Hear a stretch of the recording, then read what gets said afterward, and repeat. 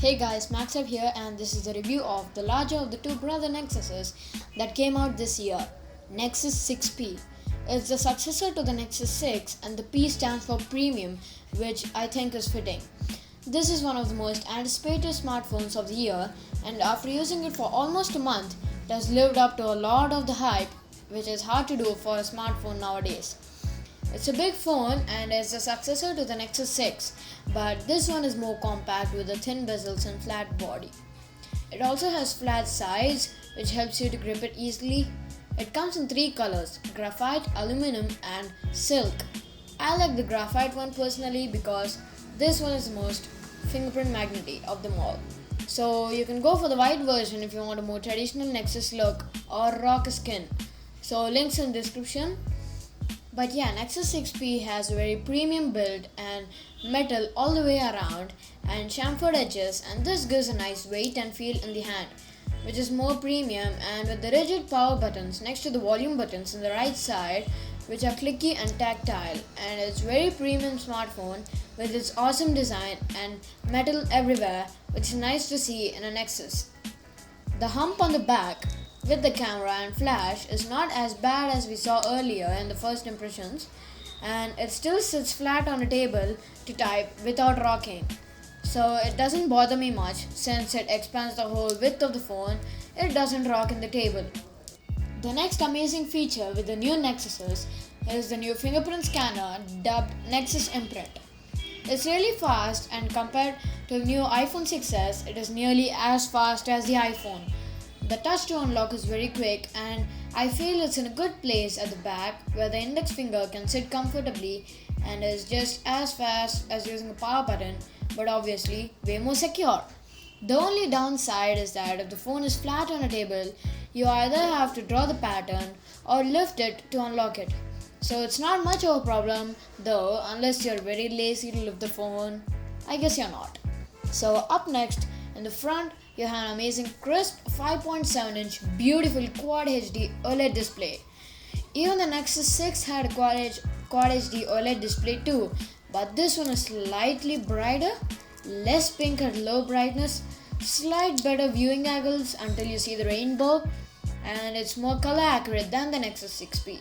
It still pops like an OLED phone display, so it's the latest Samsung panel, so it should be awesome. I would put this display on the top just below the Note 5 since it's brighter. So thumbs up for the Nexus 6P. As you can see, the display is flanked by two front-facing speakers, and they are outstanding speakers. They are big, loud, crisp, and just like the boom sound from HTC. Along with the big display and awesome speakers, it's really amazing to hear music and watch videos, and a nice gaming experience, calls, alarms, etc. Still, this is a high-end phone in the spec department, as it should be for the price. So inside, you're getting a Snapdragon 810 version 2.1 chip, a Adreno 430 GPU, 3 gigs of RAM, and it comes in 32, 64, or 128 gigs of storage. And these specs combined with Marshmallow is the result of a very smooth experience, top to bottom, front and back, inside out. So the experience in this phone is awesome. Using this phone is snappy, buttery smooth, and handles anything like a champ. After a month of use, I never saw this phone slutter or lag in any app. Multitasking, opening apps, playing games, everything is buttery. So thumbs up for this Nexus. Gaming is amazing in this phone. There was a concern in the Snapdragon 810 heating issue, but I got no problem with this phone. Maybe it might get heated little sometimes, maybe. Not always, but it's very little. It just feels warm in the hand. So, powered by the Adreno 430 GPU, gaming was buttery smooth without any hiccup. So right out of the box, you have less pre-installed apps, so you have the option to install them from the Play Store. And I'm a huge fan of clean stock Android, and this guy comes with Android Marshmallow. So up next in Android Marshmallow, the newest feature is Google Now on tap. So what it does is it reads whatever is there on the screen, and after holding the home button it brings up the cards related to what's on the display. So I long press on the home button. When someone tweets, it brings cards on who has tweeted and what they have tweeted about. So then I can get more links based on that card. This is more useful in text messages, like when you want a reservation in a restaurant, or someone mentions a movie and you can quickly watch the movie trailer by saying a bunch of tabs. But really, Google Now on tap is still young. It has room to grow, and it reminds me of Google Now from 2012 when it was still young, and this will eventually grow with more bug fixes with the new software updates over a few years. And Google Now on tap will be as consistent as ever. You can still access Google Now card by holding the home button and hitting the Google G to go to the Google Now cards. I kinda miss the swipe up to Google Now cards, but it's okay. Other than that, there are other small features like Permission Manager, and you can remove or add permissions for each and every app, and this puts all the power in the user's hands. The battery life on the Nexus 6P is damn good. We all know that it has 3450 mAh battery, and even in such a thin body, it has such a big battery. So thumbs up for Google for making this possible. But with a Quad HD display and other high-end specs, you won't expect it to get the longest battery life, but it lasts pretty well. It has around 3.5 hours of battery life. But the screen on time on this phone is not impressive, but the standby time is amazing. And another new feature of Android Marshmallow is Doze, which is using the sensors to recognize that the phone is not being used, like when it's on a table or sitting flat.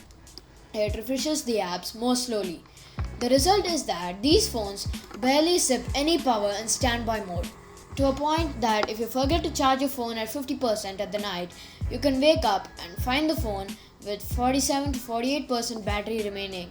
And in lighter days, when you don't use the phone a lot, you can end the day with 30 to 40% battery life, because you can see that in the battery chart where it was dosing and saying a ton of power, which was pretty dope. And even more, this phone has USB Type-C, which you might have seen in the unboxing. So if you don't feel USB Type-C is the future, you must know it by now. It also supports fast charging, so you can get around 6 to 7 hours of use out of a quick 10-minute charge. No wireless charging here, but I would prefer quick charging if I had the choice.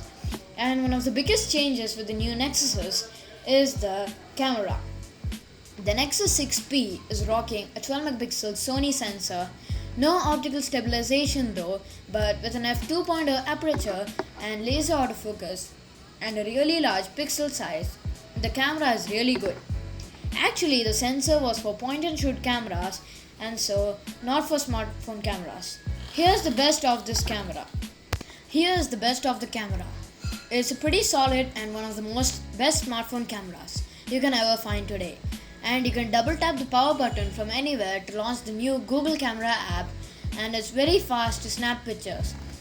It also has a wide angle lens, and the photos are also very crisp and not overly sharp. There's plenty of detail, not too saturated, but nice color, and overall pretty good looking. The only weakness is the blown out highlights, which is found frequently. A natural way to fix this is to turn HDR+. Even in low light, it remains blur free without optical misstabilization. And what it does is cranking the ISO way up and increasing the shutter speed to compensate for the lack of stabilization, and then relying on heavy image processing. And to reduce the noise, the solution is also HDR+.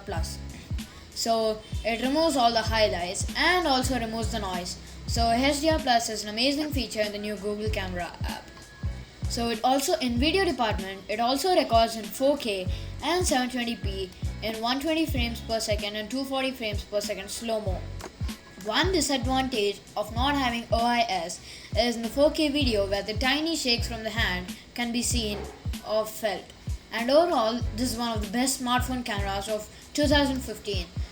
So at the end of the day, Nexus 6P checks a lot of boxes for me in terms of what I want in a smartphone. It's not the perfect smartphone, it has one or two things that I would have liked to see in this Nexus. So as far as recommending it goes, this is the best phone to buy, or best phone with Android Marshmallow and Rally updates, period.